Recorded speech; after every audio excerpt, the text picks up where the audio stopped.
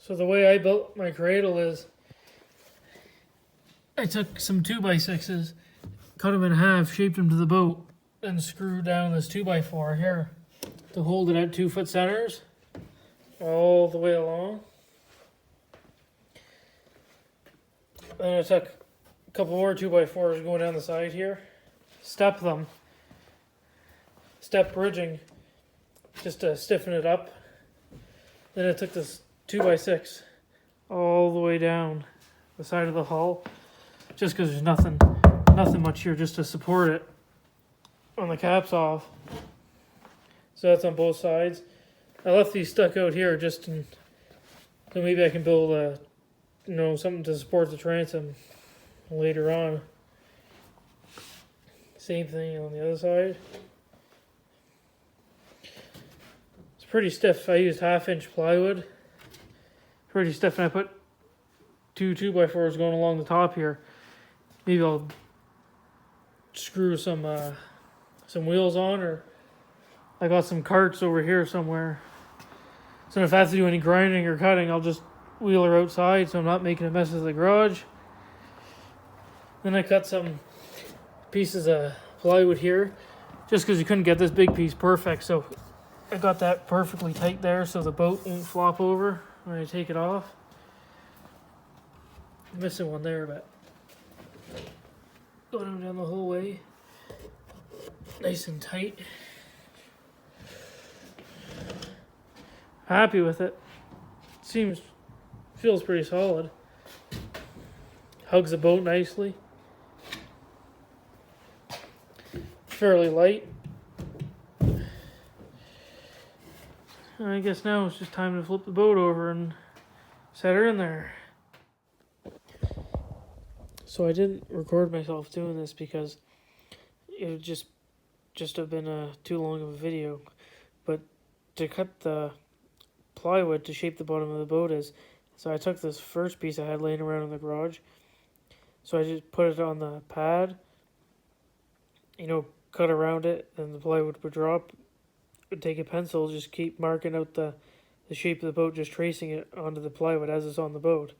Just running my pencil along the bottom of the hull. Just keep doing that, cut after cut with the jigsaw. And after I kind of shaped it to the boat like that, I would trace it onto a full-size sheet of plywood. Then I'd put that on there, trace it, cut it, like hundreds of cuts. And then after I get that piece perfect, because the boat changes as you go further up, so I would slide the first sheet of plywood I cut over the back. I would mark it on another sheet of plywood, cut it the exact same, and then take that sheet, slide it further up, and trace out the bottom of the boat onto the plywood with a pencil. Mark that out, cut it, fit it, then if it fits, mark that sheet on another piece of plywood, and put that sheet on, slide it further up 2 feet, mark it again. So that's how I got my profile at the bottom of the boat. As you can see, it's not perfect. It's not completely perfect, but it's pretty damn close. It doesn't, I don't think it has to be perfect. It's just to hold the boat. But it's just nice to kind of have it in there in the grooves. And that's how I cut mine. Took a little bit, but wasn't too hard. Wasn't too bad. Just kind of go by eye and just keep measuring. Not measuring. Just keep tracing and cutting. I do have a carpentry background. I have done quite a bit of woodworking, so I had an idea of what I was doing and kind of made things a little easier. Alright, you know what I mean?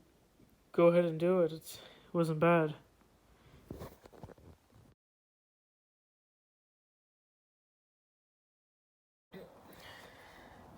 Just look at how weak this transom is. Like look at the play on that. Like there's nothing to it.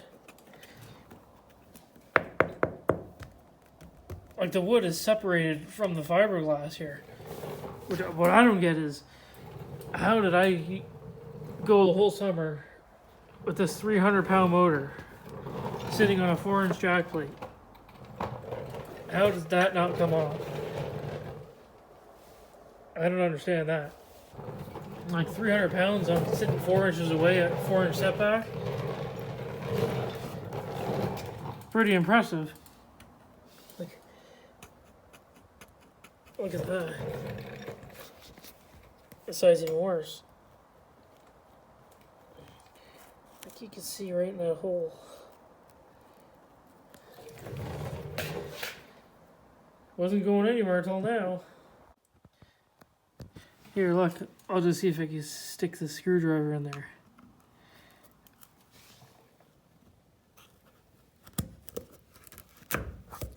Yeah, look at that. There, look, I'll put my thumb here. See how far it went in.